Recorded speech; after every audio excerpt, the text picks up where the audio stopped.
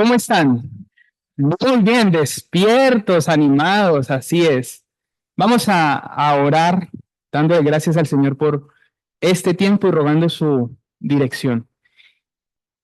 Padre y amado Rey, nuestro buen Dios y Señor, queremos venir delante de ti para darte gracias, Señor, porque tú eres bueno, Señor, porque para siempre es tu misericordia, porque obras, Señor, con poder en nuestras vidas, porque nos guía, Señor, tu Santo Espíritu a toda verdad, porque tú deseas, Señor, que tu iglesia sea edificada, porque tú decides, Señor, tomar hombres pecadores de lo necio del mundo has tomado, Señor.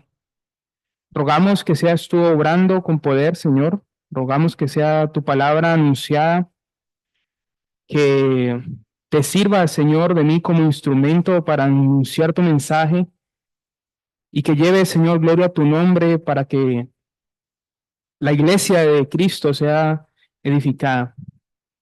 Rogamos, Señor, para que obres, apliques la palabra en cada corazón conforme sea tu voluntad. Y, Señor, oramos en el precioso nombre de nuestro Señor, quien murió en la cruz, pero resucitó con poder y gloria, y le esperamos glorioso en las nubes. En su nombre oramos, dando gracias.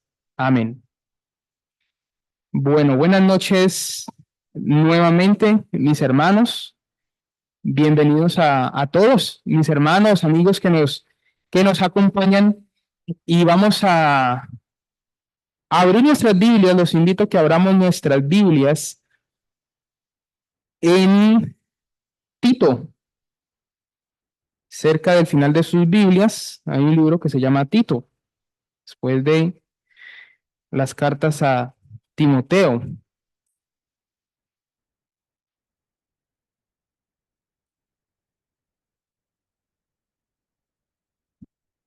Y vamos a leer desde el capítulo 1. Bueno, vamos a leer desde el versículo 1 más bien. Perdón, versículo 5. Tito capítulo 1 desde el versículo 5.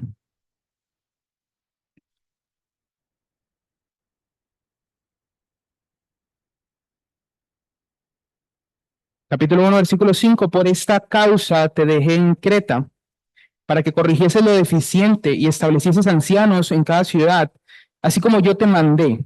El que pueda irreprensible, marido de una sola mujer, y tenga hijos creyentes que no estén acusados de disolución ni de rebeldía, porque es necesario que el obispo sea irreprensible como administrador de Dios, no soberbio, no iracundo, no dado al vino, no pendenciero, no codicioso de ganancias deshonestas, sino hospedador, amante de lo bueno, sobrio, justo, santo, dueño de sí mismo, retenedor de la palabra fiel, tal como ha sido enseñada, para que también pueda exhortar con sana enseñanza y convencer a los que contradicen, porque aún hay muchos contumaces, habladores de vanidades y engañadores, mayormente los de la circuncisión, a los cuales es preciso tapar la boca, que trastornan casas enteras enseñando por ganancias deshonestas lo que no conviene. Uno de ellos, su propio profeta, dijo: los cretenses, siempre mentirosos, malas bestias, glotones ociosos. Este testimonio es verdadero. Por tanto, repréndelos duramente para que sean sanos en la fe, no atendiendo a fábulas judaicas ni mandamientos de hombres que se apartan de la verdad. Todas las cosas son puras para los puros, mas para los corrompidos e incrédulos nada les es puro, pues hasta su mente y su conciencia están corrompidas. Profesan conocer a Dios, pero con los hechos lo niegan, siendo abominables y rebeldes, reprobados en cuanto a toda buena obra. Capítulo 2, versículo 1. Pero tú, habla lo que esté de acuerdo con la sana doctrina, que los ancianos sean sobrios, serios, prudentes, sanos en la fe, en el amor, en la paciencia.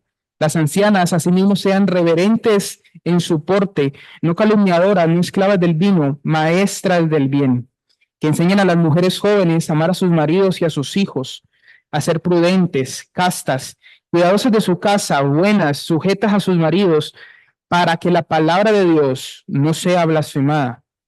Exhorta asimismo a los jóvenes, a que sean prudentes, presentándote tú en todo como ejemplo de buenas obras, en la enseñanza mostrando integridad, seriedad, palabra sana e irreprochable, de modo que el adversario se avergüence y no tenga nada malo que decir de vosotros. Exhorta a los siervos exhorta a los siervos a que se sujeten a sus amos, que agraden en todo, que no sean respondones, no defraudando, sino mostrándose fieles en todo, para que en todo adornen la doctrina de Dios nuestro Salvador. Porque la gracia de Dios se ha manifestado para salvación a todos los hombres, enseñándonos que, renunciando a la impiedad y a los deseos mundanos, vivamos en este siglo sobria, justa y piadosamente, aguardando la esperanza bienaventurada y la manifestación gloriosa de nuestro gran Dios y Salvador Jesucristo, quien se dio a sí mismo por nosotros para redimirnos de toda iniquidad y purificar para sí un pueblo propio, celoso de buenas obras. Esto habla y exhorta y reprende con toda autoridad. Nadie te menosprecie. El Señor bendiga su palabra. Una lectura un poquitico más larga de lo que estamos acostumbrados, pero me parece necesario porque, bueno, hace tiempo no estudiábamos la carta de Tito y es importante tener un contexto de lo que estamos estudiando. Y para recapitular, para tomar de nuevo nuestro estudio, recordemos que Tito es un joven predicador encomendado por Pablo en la isla de Creta, como vemos aquí en la carta. Tito muy probablemente se convirtió por la predicación de Pablo y Pablo lo encomienda a que vaya a Creta por 3 misiones particulares. Tito va a tener 3 tareas específicas en la isla de Creta.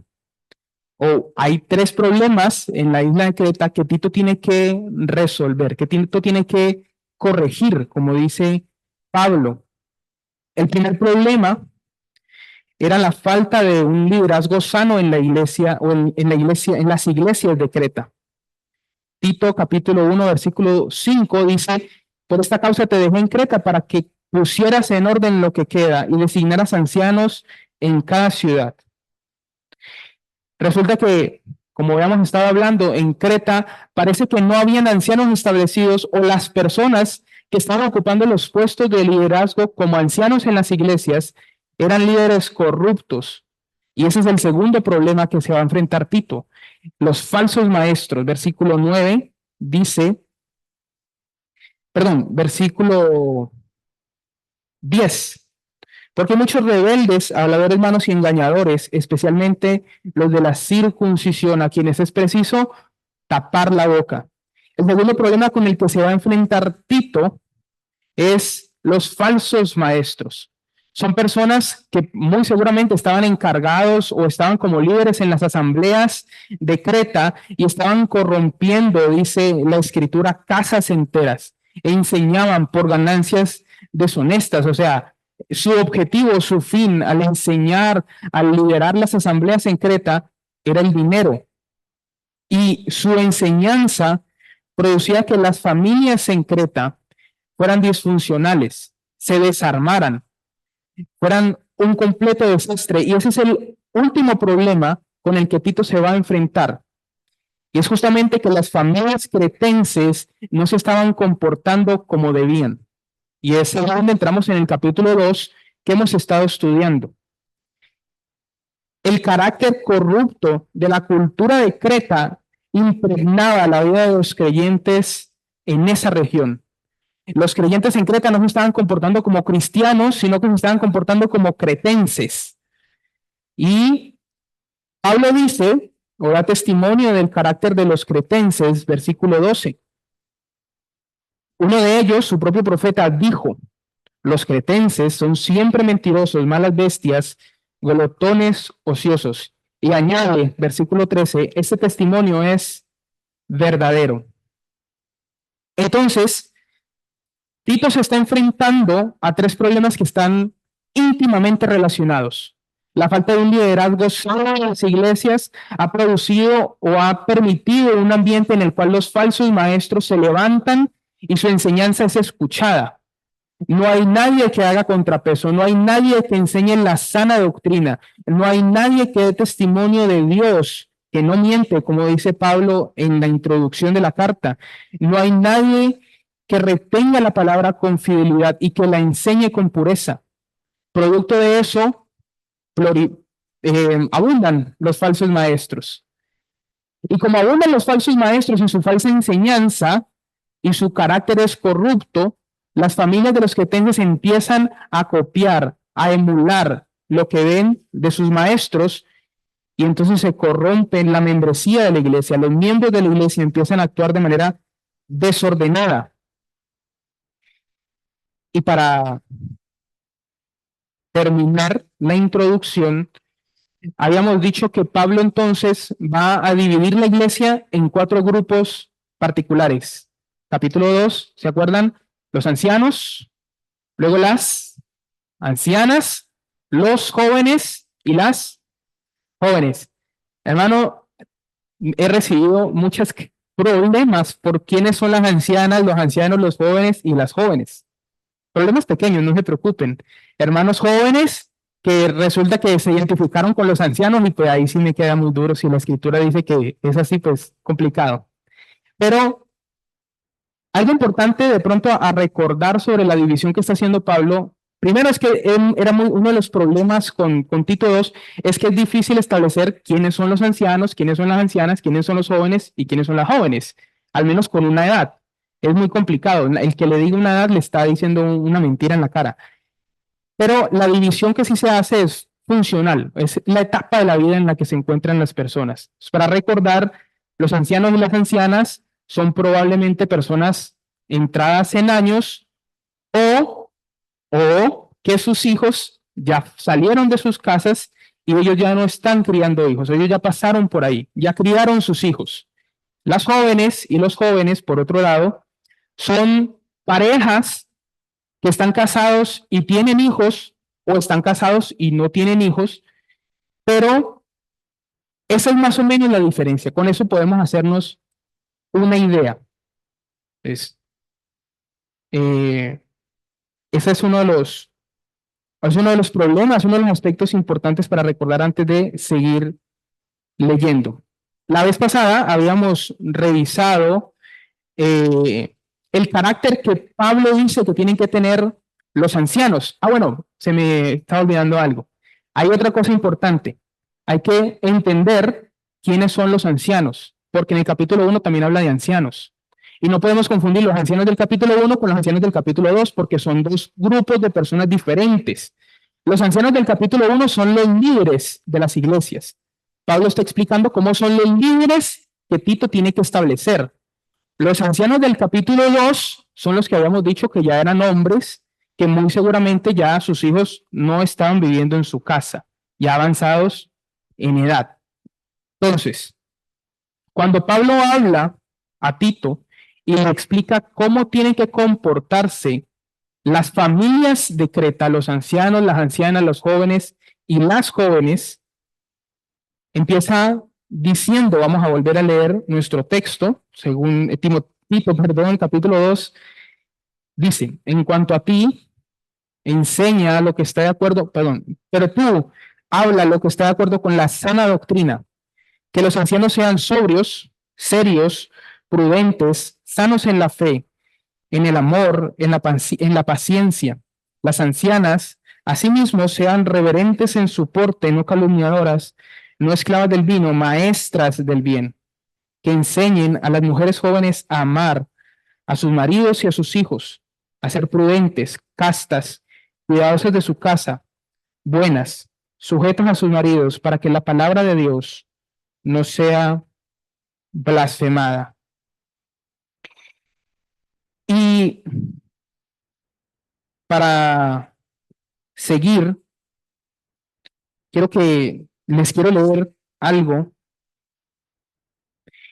Simone de Beauvoir es una referente feminista que muy seguramente algunos han escuchado hablar de ella, que ha establecido, ha definido lo que la cultura hoy en día cree y cómo el feminismo hoy es esparcido alrededor del mundo.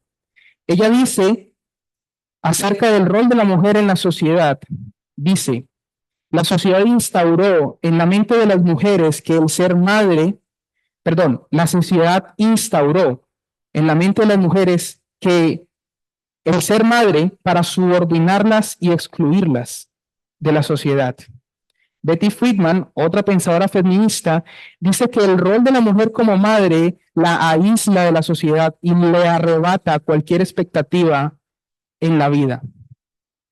Y ustedes me dirán, ¿por qué estamos hablando de eso? Esto que les acabo de leer se escribió por allá en 1960. O sea, eso no es de ahorita, eso no es de ayer, eso no es alguien que lo escribió hoy con el pensamiento de hoy, sino que lo escribió hace muchos años. Y ese pensamiento es el que ha dirigido el pensamiento del mundo todos estos años. Así es como el mundo piensa de la maternidad, así es como el mundo piensa de las mujeres, así es como el mundo piensa del rol de las mujeres en la sociedad. Que el ser madre, que el cuidar a sus hijos, amar a sus esposos, es una pérdida completa de su tiempo, de su vocación y de su vida. Que el ser madre es una construcción social que la sociedad y el patriarcado se inventó para oprimirlas, subordinarlas y excluirlas. Eso es lo que el mundo enseña. ¿Han escuchado hablar de eso, hermanas, hermanos? ¿Han escuchado, han dicho a las hermanitas, a las jóvenes, no se case porque vea que luego ya, ahí se acabó todo. Luego no tiene oportunidad de nada. Estudie, sea alguien en la vida, porque si no, una vez casada ya lo único que hay es criar hijos. Y hacen, o el pensamiento secular ha hecho que la crianza, la maternidad y la vida del hogar ha hecho que las mujeres sean vistas, las mujeres que decidan ese estilo de vida, sean vistas como ciudadanas de segunda categoría. Y se ha metido tanto el pensamiento en nuestras iglesias, en nuestras vidas, que hasta inconscientemente recomendamos a las hermanas jóvenes que no se cansen tan rápido, que consigan algo más de sus vidas, porque el ser madres y esposas no va a ser suficiente para darles plenitud. Y lo primero que quiero decir acerca de eso es que ser madres, ser esposas, ser esposos, no le va a dar plenitud a nadie. Lo que da plenitud es Cristo. Lo que da plenitud es tener un sentido de identidad completo en Cristo. De ahí para adelante, usted puede ser ingeniero, abogado, no puede ser ninguna carrera, lo que sea. Pero si usted tiene su sentido de identidad en Cristo, eso es lo que le da plenitud al hombre. Y ser madre, ser una esposa, no hace que una mujer sea menos, como la sociedad hoy quiere hacerlo ver. Decidir criar a sus hijos no es una decisión equivocada, hermanas. No es lo que la escritura dice. Y lo traigo a colación porque en Creta tenían un problema similar. Las mujeres no se querían casar, las mujeres querían vivir una vida desordenada. Las mujeres querían darse a sus deseos, por ejemplo. Evitaban el matrimonio y andaban de pareja en pareja justamente por eso. La sociedad cretense, si bien es diferente a nuestra sociedad actual, tiene ciertos parecidos. Y esa sociedad corrupta estaba impregnando la vida de los hermanos y las hermanas en Creta. Hermanos, la sociedad actual también impregna nuestras vidas lamentablemente y modela la forma en la que nosotros pensamos acerca de cosas que la Biblia declara que son buenas. Y eso ha producido que nosotros veamos la maternidad como algo malo, las mujeres y los hombres, como algo inferior. Pero lo que la Escritura enseña es algo completamente diferente. Y pensando en eso, Pablo constantemente en la carta está haciendo una comparación, está estableciendo una diferencia muy marcada entre cómo se comporta la sociedad de Creta y cómo se tiene que comportar la nueva sociedad cristiana en Creta. Por ejemplo, dice Pablo que los cretenses, versículo 12, son mentirosos, son engañadores, tienen un carácter que no es confiable. De hecho, lo habíamos hablado la vez pasada, los griegos tenían una palabra que era algo así como lo que nosotros hacemos con los gentilicios. Por ejemplo, yo les había puesto el siguiente ejemplo. En mi casa, yo no sé por qué, pero le tenemos algo a los pastuzos. Y cuando alguien hace algo que como que no tiene sentido, le decimos, usted sí es muy pastuso, hola. Bueno, los griegos hacían algo parecido, pero cuando era alguien malo. Cuando había alguien malo con un carácter corrupto, le decían, usted es un cretense. El carácter corrupto de Creta era bien conocido por toda la región. Pablo dice, los cretenses son mentirosos, pero el contraste es que los ancianos, capítulo 2, versículo 2, tienen que ser serios, es decir, honestos.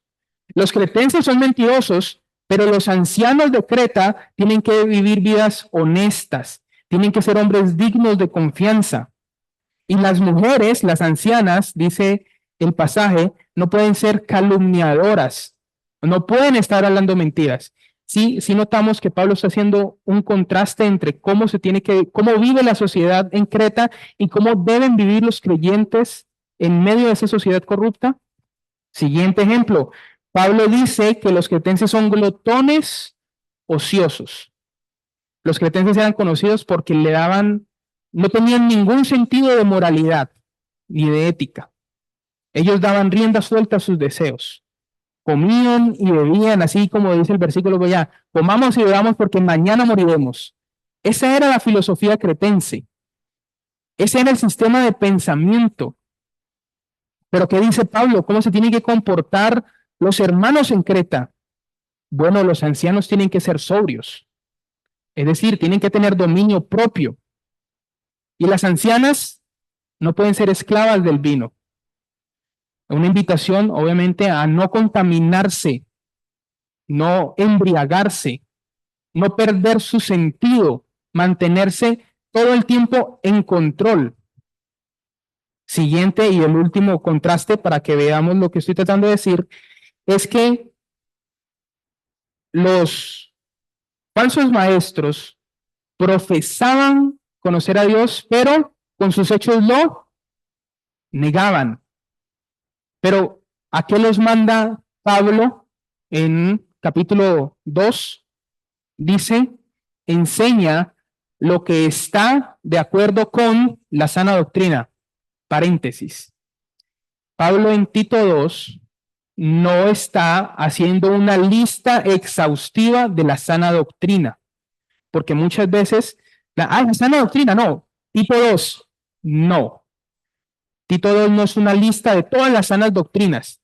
Tito 2 es una lista del carácter cristiano que se amolda a la sana doctrina. ¿Sí me hice entender con lo que quise decir o no? Sí. Tito 2, por ejemplo, para ser más claro, Tito 2 no habla de la Trinidad. ¿Dónde habla Tito 2 de la Trinidad? ¿Y la Trinidad es sana doctrina? ¿La Trinidad es sana doctrina? Sí, pero Tito 2 no habla de eso. Tito 2 no está explicando toda la sana doctrina. Tito 2 está explicando cómo es el carácter de los hombres que creen la sana doctrina. Entonces, es ahí donde habla a las mujeres. Deben ser reverentes en su porte. Y aunque parece que estuviera hablando del vestido, ya lo hemos dicho, no está hablando del vestido, está hablando de su conducta. Está hablando de la forma en la que se conducen. Viven de una manera acorde a la santidad. Aunque eso obviamente incluye el vestido, la preocupación principal de Pablo no es esa. La preocupación principal de Pablo es cómo viven sus vidas, cómo obran estas mujeres. Son buenas, son reverentes, prudentes, viven una vida que se amolda a cómo debe ser la vida de una mujer consagrada, que es otra forma de traducir ahí el pasaje. Maestras del bien, dice. Y eso es algo interesante porque, bueno, los que de pronto me conocen un poquito, yo he estado tratando de aprender a tocar la guitarra. Hermanos, eso no vino conmigo, eso no vino instalado en mi cabeza ni en mis manos. Yo soy un desastre. Llevo 2 meses, mi pobre esposa todos los días me ha sufrido, me ha padecido con esa guitarra sonando raro. Me dice, no, sí, sí suena. Mentiras, hoy comprobé que no suena porque se acercó una hermana y dice, hermano, la guitarra está dañada. Yo, no. Hermano, yo no soy un maestro de la guitarra. Pero para ser un maestro, ¿qué tengo que hacer? Practicar, aprender. Maestras del bien, eso no es algo que viene instalado en el chip de las mujeres. O sea, no, y no, usted recibió el Espíritu Santo y no, ya, maestra del bien. No. Las ancianas están llamadas a aprender la sana doctrina, a ser diligentes en estudiar las escrituras, ser maestras del bien. De hecho, y bueno, eso es algo que está en la vida individual de cada hermana porque cada una está llamada a ser maestra del bien. Esto no es un pasaje que está hablando de la libre del grupo de damas. No. Las ancianas, por tanto las jóvenes, tienen que educarse para ser maestras del bien. ¿Por qué? Porque las jóvenes un día, ¿qué van a ser? Ancianas, y no van a esperar a ser ancianas para entonces ser maestras del bien. Igual que los jóvenes, no van a esperar a ser ancianos para ser serios, sobrios, prudentes. Son cosas que se desarrollan. ¿Desde cuándo? Desde la juventud. Lo vamos a hablar luego si el Señor lo permite. No hoy, pero luego. Y aunque estamos hablando de las mujeres, hermanos, hermanas, esto tiene unas implicaciones para la iglesia, por ejemplo. Porque ¿quién está mandado a instruir a las mujeres y a los hombres? La iglesia. Tito le dice, por ejemplo, Pablo le dice a Timoteo, eh, 1 Timoteo 2:12, cuando Pablo está enseñando que la mujer no puede enseñar, no debe, vamos a leer el texto, 1 Timoteo 2:12.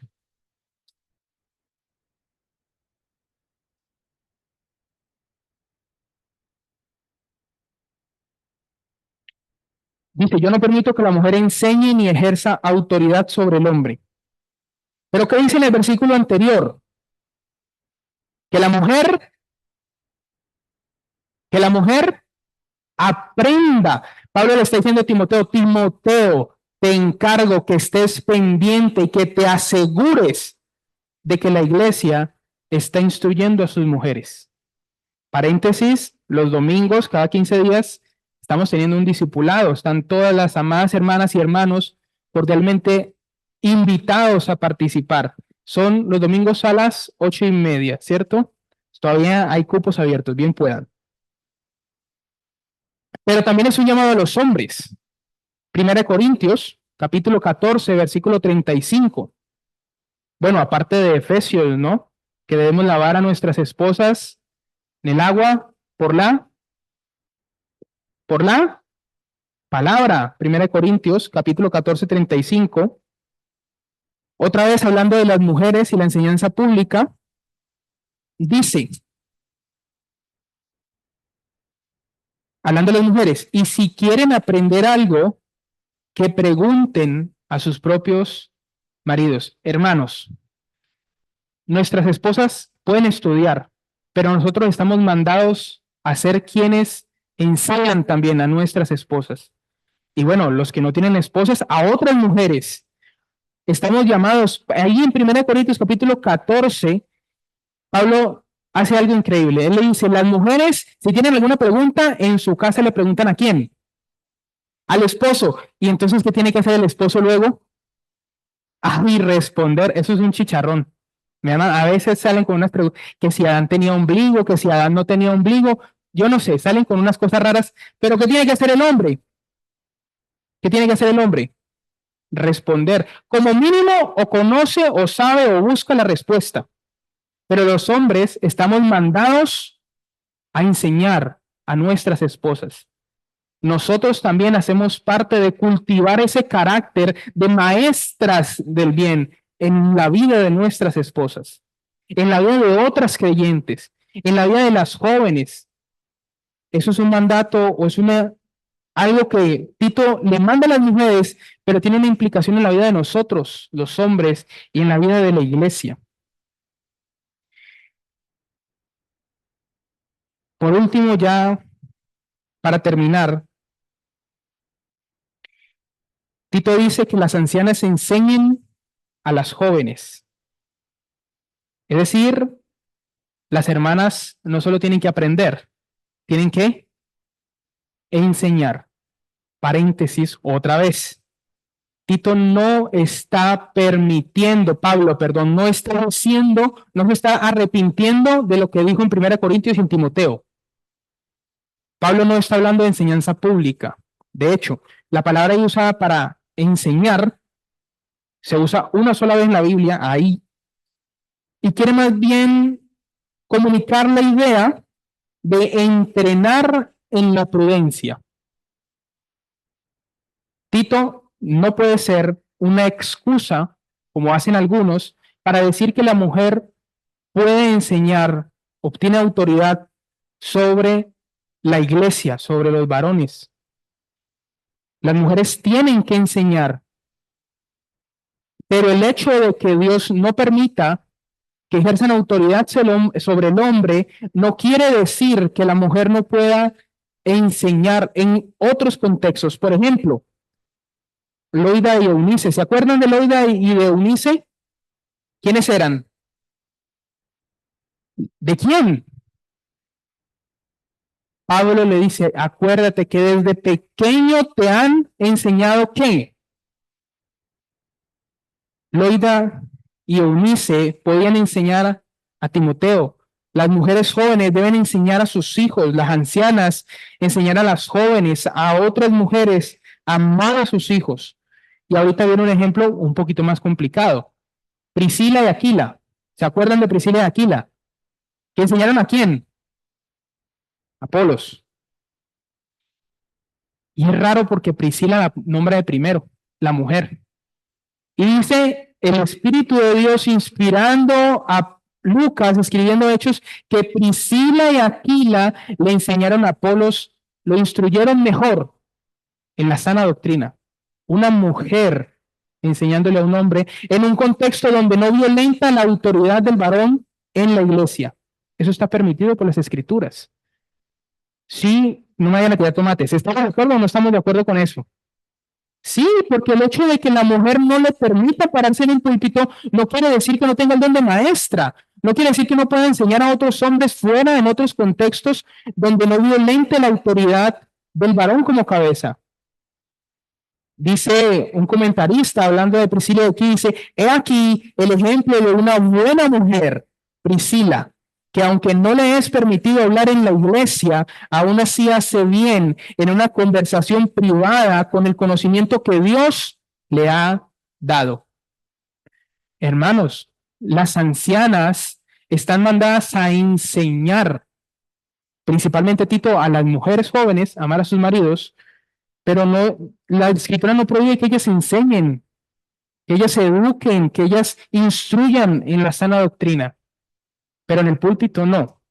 Tito no da una licencia para que la mujer ejerza dominio sobre el varón. Y para terminar, eso no quiere decir que la mujer sea menos que el hombre.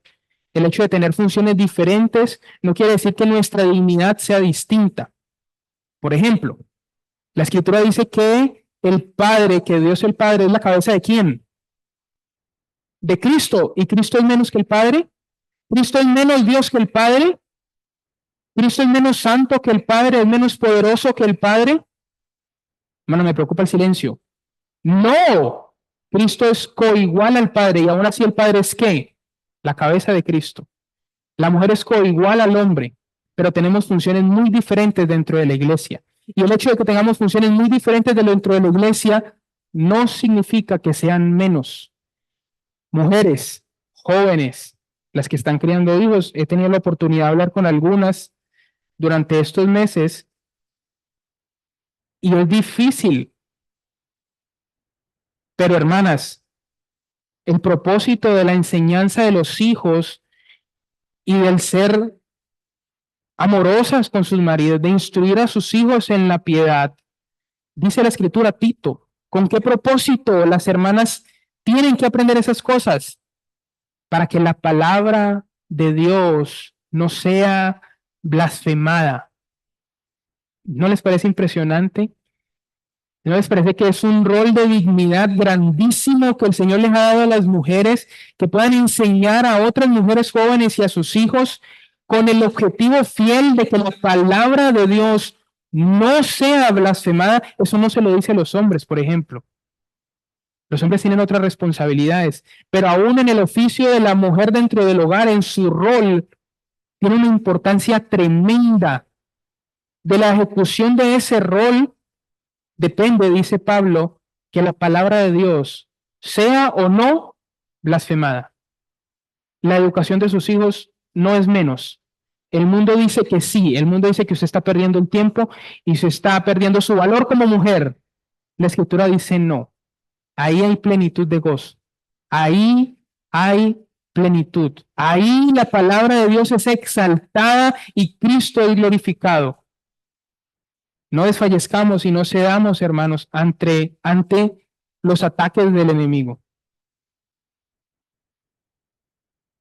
Permanezcamos fieles a la sana enseñanza.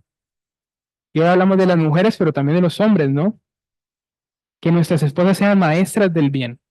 Debemos instruir, purificar, lavar a nuestras esposas para que estén preparadas para toda buena obra, porque un día el Señor nos dará cuentas. Y si no son halladas maestras del bien, ellas van a llevar del bulto, hermano, a nosotros nos van a pedir cuentas de eso también. Y un día vamos a estar parados delante de Dios y nos van a decir por qué sí o por qué no. Su esposa fue hallada maestra del bien. Eso es responsabilidad también de nosotros, de los hombres. Entonces, les pido perdón por los minutos que me... Ah, no, sí, que me robé. Y vamos a orar, dándole gracias al Señor. Les había dicho que hoy íbamos a hablar acerca de los jóvenes, pero mi amada esposa me hizo caer en cuenta que de las mujeres hablamos poquito, entonces le pueden dar las gracias a ella. Vamos a ver el Señor cuando nos permite seguir estudiando la carta a Tito. Padre y amado Rey, nuestro buen Dios y Señor, gracias te damos porque tú eres bueno, Señor, porque para siempre es tu misericordia.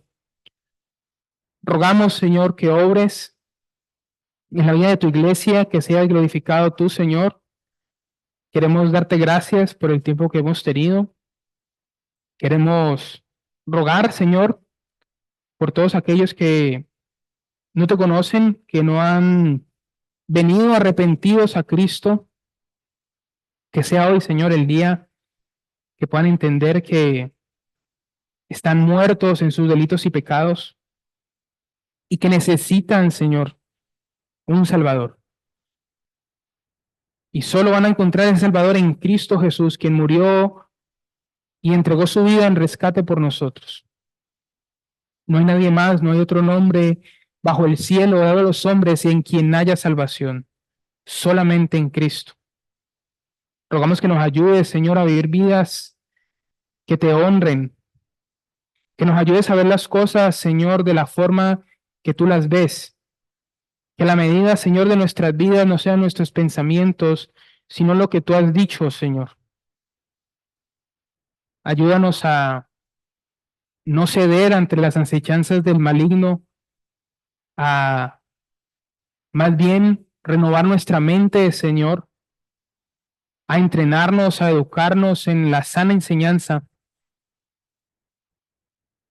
Rogamos, Señor, para que seas tú ayudándonos y oramos agradecidos en el nombre de Cristo Jesús.